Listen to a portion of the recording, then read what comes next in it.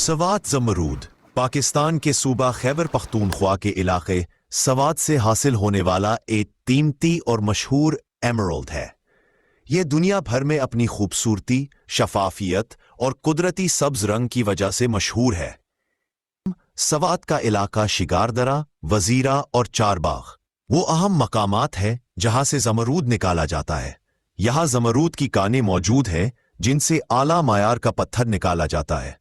رنگ گہرے سبز سے لے کر ہلکے سبز تک، شفافیت اعلیٰ معیار کے سوات زمرود بہت شفاف ہوتے ہیں۔ چمک ان میں قدرتی چمک ہوتی ہے۔ ساخت عام طور پر ہیکساگونل 6 کونوں والی کرسٹل فارم میں پایا جاتا ہے۔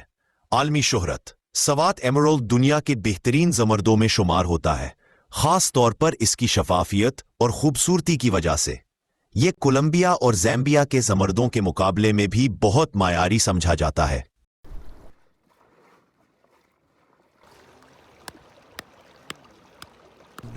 یہ ایک بوری ہم 100-200 روپے میں کان سے خریدتے ہیں، اور ان میں سے کچھ بوریاں ایسی بھی ہوتی ہیں جو کہ 1.5-2 لاکھ روپے میں کان والے فروخت کرتے ہیں۔ ایک دن میں تقریباً 10 سے 20 بوریاں ہم لوگ چاندتے ہیں۔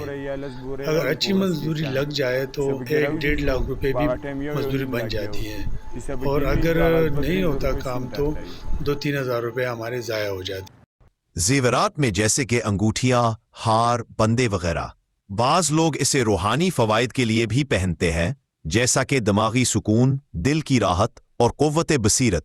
معاشی اہمیت پاکستان کی معیشت کے لیے ایک قیمتی معدنی اثاثہ ہے، مقامی لوگوں کو روزگار فراہم کرتا ہے۔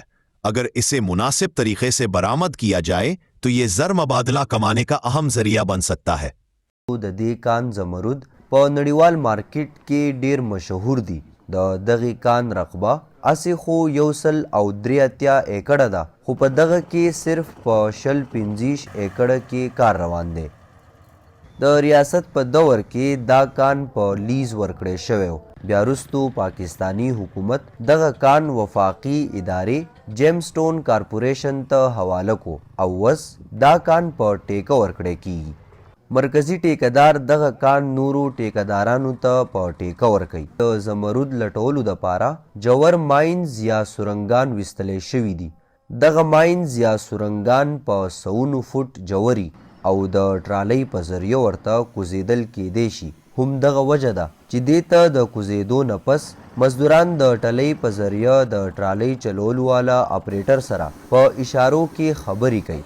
نو 2 اشارې دا وبښکته ځي، ټیک شوه، لاره کې د څه پیښ شو، څه کار دې پیښ شو، ټیله دې ودروله، نو 1 اشاره به وکړي، ټیک شو، کته چې کله شټاپ ته ورسي واپسي کوي راځي، نو 3 اشارې به د لوړي، 4 اشارې به د سړوي، کله چې پکې سړي کېني دی به 4 اشارې کوي، ډرایور ته پته ولګي چې دا سړي کېناسته، لوډ چې دی هغه خو خوري، نو هغې کې ته هر څنګه راتلی شي، هغې کې به سړو کې به قلاره به راځي، لاره کې څه دیسه را نه شي، څه مسله را نه شي، دا دې ترتیب دی۔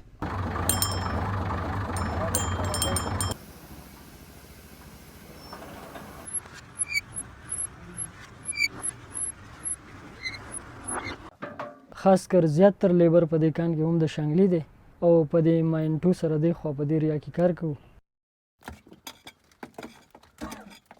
بس مایننګ خو دلته دا سیسټم دی چې باره نه کمپریسر لګېدلی وي، پیک لګېدلی وي، پهله ته دنده چې کو بقایا چې کوم څه پاتې کېږي، بهر بیا یو کس ناست وي واشت، هغه یې بهر وینځي، هغه ته بهر چاڼۍ کم نرۍ زرې وغیره پاتې شي، هغه خوره خرڅېږي، سیند ته یې خلک وړي۔